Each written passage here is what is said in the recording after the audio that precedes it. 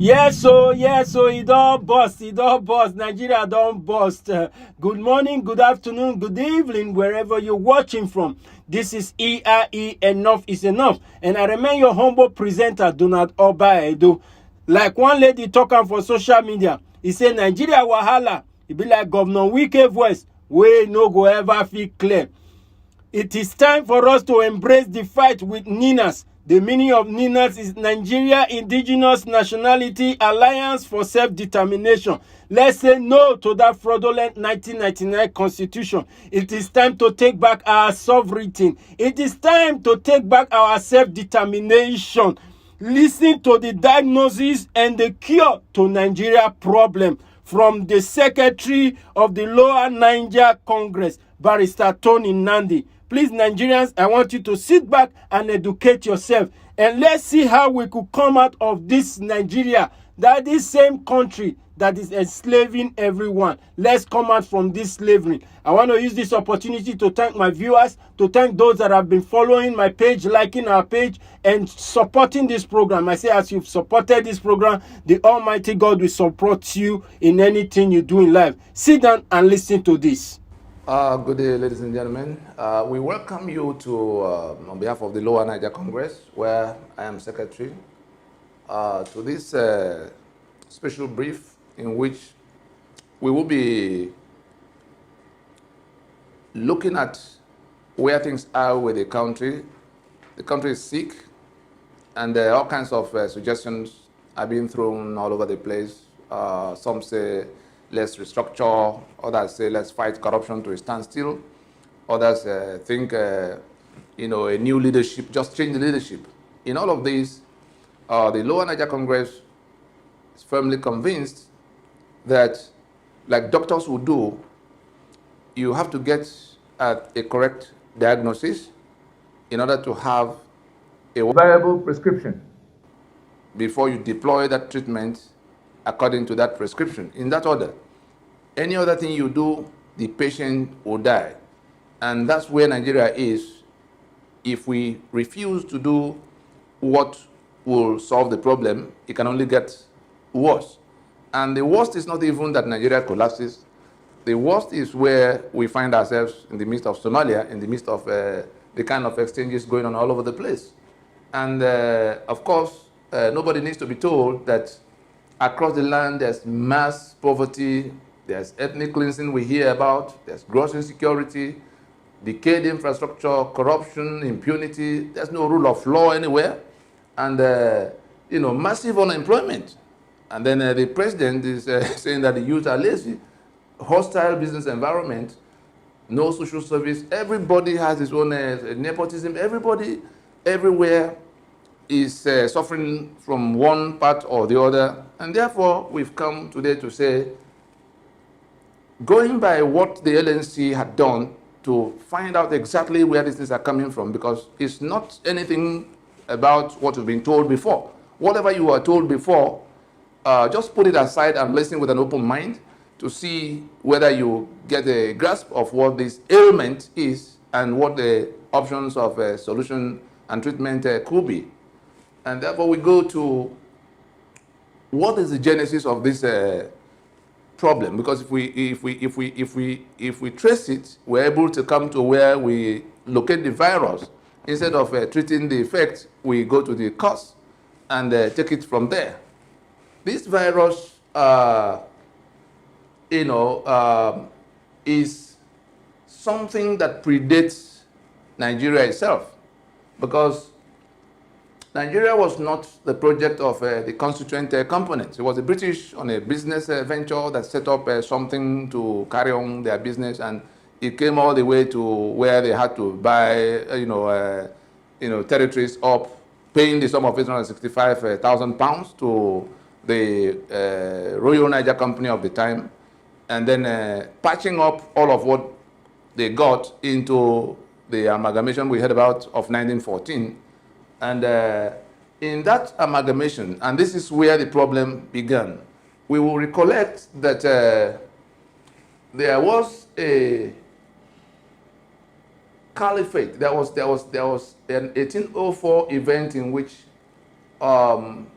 people from outside the territory came in a jihad and conquered the upper segment of the territory we call Nigeria now, established control, and were already there for over 100 years before the British came into the scene. The British had come from the Atlantic waterfront, conquering and entering into treaties with various territories, such that the place we now know as southern Nigeria, came under British control.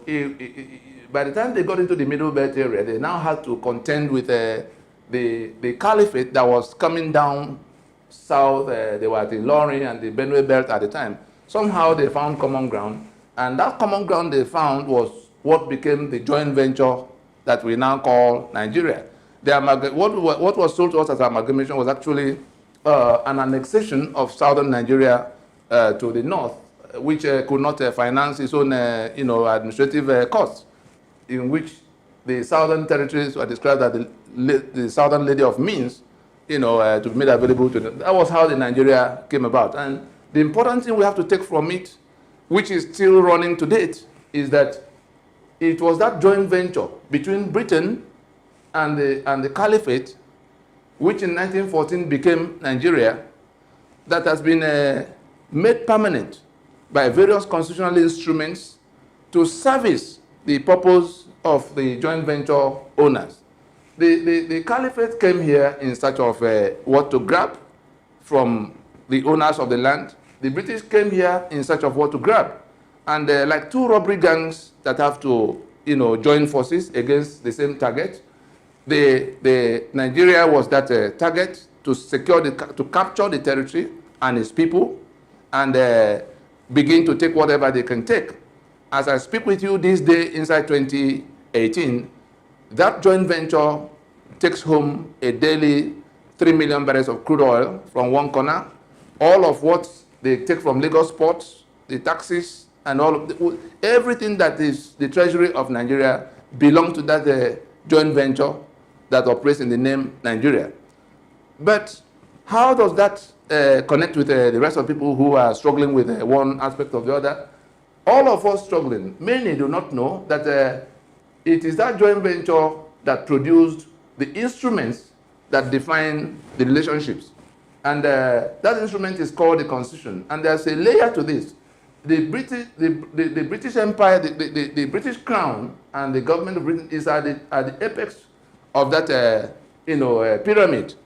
The people who are the owners of the Nigeria are the bottom, suffering all of this. But they do not know that there is a remote monster, responsible for all of what's going on with them. And that monster is in direct venture with the ones they can see, who do not even come pretending to be the government directly.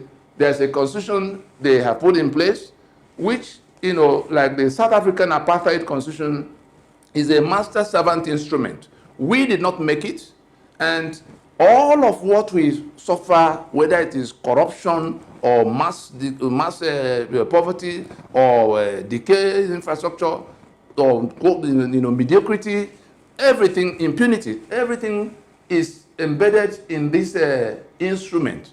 And this instrument didn't just start in 1999, but from the records at the disposal of the LNC that predated 1914, we saw the principles behind all of what became the provisions of the Constitution, such that, unlike what many people thought as coming by accident, they were deliberately crafted to be so by the owners of the joint venture, and things were kept upside down.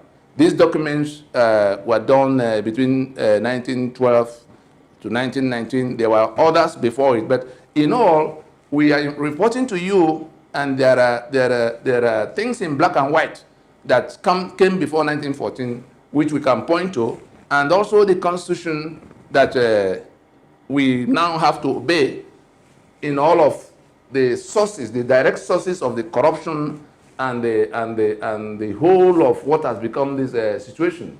Now, what to do? We have many think, let us just go to another election. We're saying if we proceed on this election on the basis of this constitution that has been rejected across board, because many now know. The other day was the Yoruba that went out in Ibadan to repudiate this constitution as the basis of the Nigerian Union. The eastern side, including the Niger Delta, had also come to repudiate it, to say it can no longer be the basis of the union. And having said all of that, those who impose that constitution on us, of course, there are local, the federal government is, you can see the federal is in quote, the federal government is the pretense that there's a federation. What you have here as federal government, it's a gathering of the regional renegades. The people only see their governors, their senators, their local political actors, thinking that those are their problems. Those ones are in the 1, 2, 3, 4, 5th layer. And as it is here, these ones have nothing to do to stop these ones from doing whatever they want to do. The constitution already dictates what will happen here. The caliphate already dictated what will happen in the constitution. The British dictated what will happen to the caliphate in that order. And therefore, we have a situation where if we proceed to continue to renew this constitution that can only deliver what only more of every election we hold reinforces this constitution as if we're in a democracy. And we're only going to get more of all of this situation. And it came from losing convenience to losing livelihoods to now losing lives. The people of the Middle Belt can tell the story better. The ones who suffered before them in the upper north already have lost their voices to complain. They've become slaves in their own land. And towards the south, we see what is going on. We saw what happened in Niger Delta. We saw Operation Python Dance, Operation Crocodile Smile, and all of what. And somebody who is in a position to know, General Danjuma, raised an alarm to tell us that this invading force is on an ethnic cleansing mission. And it's just all about reinforcing their hold, because we have challenged that instrument by which they are holding the territory. And you see in this, the nature of the problem we have to solve, which is within our reach to solve today, if we open our minds to what we did not know and remove the element of fear, because there's an instrument that entitles us to the right to self-determination. The constitution we have today was done in negation of that right to self-determination. It was imposed. And we've come to where, of course, we went to court to say we did not make, because they say we the people, having solemnly resolved to live together, do hereby make and give. It never happened. And therefore, the owners of the estate have come together to say that something new has to happen. And it's not the election that will bring that something new. We must stop the journey to the election that can only renew that instrument that enslaves everybody. And if we do not understand here in this, like one in an enclosure, which is this thick, the first outer layer is the British, the second layer is the Caliphate, the Constitution, locking down all of these people. Anything that does not remove, any solution model that does not remove all of this, that does not dismantle all of this, to make this constitution the product of these people so that they can define what will change all of this, will fail. And so, ladies and gentlemen, we are just saying that in the coming days, more of what to do will be coming your way. You may have to go to our website. There will be public communications on all of this. The elections advertised for 2019 will only reinforce and renew your enslavement. The people advertising the election who do not want to pay any attention to the rejection of the constitutional instrument by which the winners of the election will govern are only advancing their own conquest mission. And it is a choice to be made whether you want to remain in your enslavement and get killed. Your assets are already taken. The Constitution has 68 items on the exclusive list that not only seize your assets, but also take away your right to work those assets. You can no longer do electricity for yourself. You can no longer do your ports or railway, and the monies that should have been for the citizen are, sequestered by that contrivance of arrangement that we now call constitution, which we did not make. And therefore, except the definition of democracy will change. If it is still government of the people, by the people, for the people, it is like the foundation, the vertical columns, and the roof of a building. If we do not settle the matter of foundation, we cannot be discussing how we get to the roof, because the walls will not sit on anything that can carry it. That's what Nigeria has been grappling with. And therefore, we must now come back to addressing that foundational issue, especially when it has come to a clash of civilizations in which one side owes it a duty of faith to kill the other. And we are saying, let us sit down and discuss. We had an agreement before we went into independence as one country. That agreement was toppled in 1966. And now it has been replaced by imposition. And people are saying, let us discuss so that we can be in one project. Others say, no, it can no longer be so. It's become non-negotiable and all of that. And the union has come to where people are actually being dislodged from their communities, killed in large numbers, and it cannot be, that cannot be democracy for them. Like it wasn't South African under the apartheid constitution was not democracy for the blacks of South Africa. And for the same reasons, Oliver Tambo, Nelson Mandela, Walter Sisulu insisted that the apartheid constitution cannot be the basis of any democracy, because no rule of law, no democracy can be anchored on a constitution of master and servant. It's just a matter of deceit. It's a matter of ignorance on the part of those who are saying, let us go and elect new people who are going to be armed with the same, master-servant constitution to deliver more of the evils we've been trying to run away from. So that's what we want to tell our people. It is within our reach, having rejected that constitution across board, it is within our reach to stop the politicians who gather to share money in Abuja every month in the name of all of us, themselves and their families living large, and the rest of the people living in misery. And not only misery, they are now threatened with a mass extermination. We are seeing it. If about 11, 12 states are under siege, and you look at the geography of it, the thing is coming from one side, heading down to the other side. For reasons, there's some narrative of farmers and herdsmen clashing. You are in your community. Strangers turn up with guns. And then the military and the police are not able to do anything about it. And the president of your country goes to say that there's people trained by one Gaddafi that is no more, that are doing all of these things. Where is our sovereignty if we can no longer guarantee the safety of those in that space? So let us realize we have a far-sitting problem that we need to sit down and resolve. And if we're not sitting down to resolve it together, it looks like everybody may have to make arrangements to work out their own salvation, because nobody's going to sit and be killed because he wants to keep the peace. I think we have to hang it there for now, and we'll be urging you to watch out for those things we can do to end this trauma once and for all. If you go to election looking for PVC while the people who are imposing the election on you are armed with AK-47, you are just signing up your death warrant. If you go to vote in this election, you are saying, I want to remain a slave. I want to be killed.